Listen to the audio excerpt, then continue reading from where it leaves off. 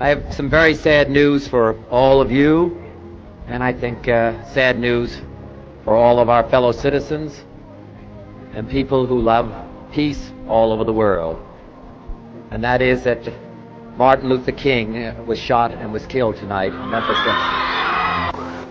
Martin Luther King dedicated his life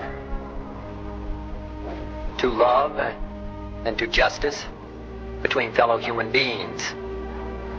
He died in the cause of that effort.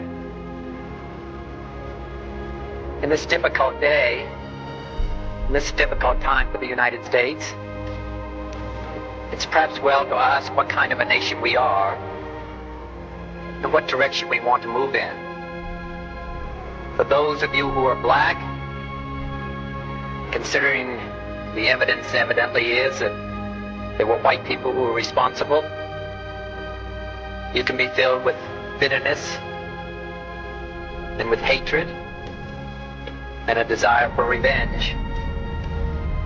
We can move in that direction as a country, in greater polarization, black people amongst blacks and white amongst whites, filled with hatred toward one another.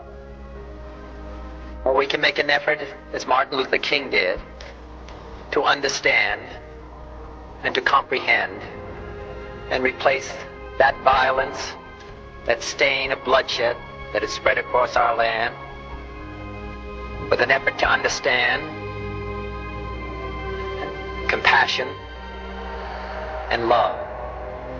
For those of you who are black and are tempted to be filled with hatred and mistrust of the injustice of such an act against all white people, I would only say that I can also feel in my own heart the same kind of feeling. I had a member of my family killed, but he was killed by a white man. But we have to make an effort in the United States. We have to make an effort to understand, to get beyond or go beyond these rather difficult times.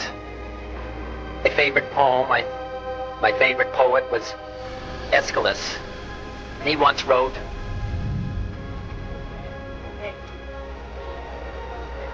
"Even in our sleep, pain which cannot forget falls drop by drop upon the heart, until in our own despair, against our will, comes wisdom through the awful grace of God."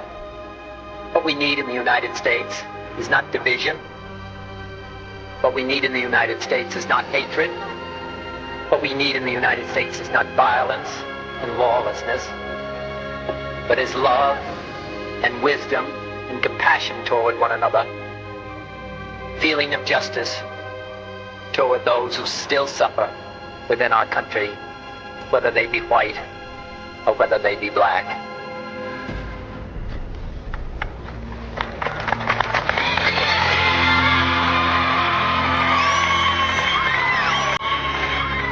We can do well in this country. We will have difficult times. We've had difficult times in the past, but we will have difficult times in the future. It is not the end of violence. It is not the end of lawlessness, and it's not the end of disorder. But the vast majority of white people and the vast majority of black people in this country want to live together, want to improve the quality of our life, and want justice for all human beings that abide in our land.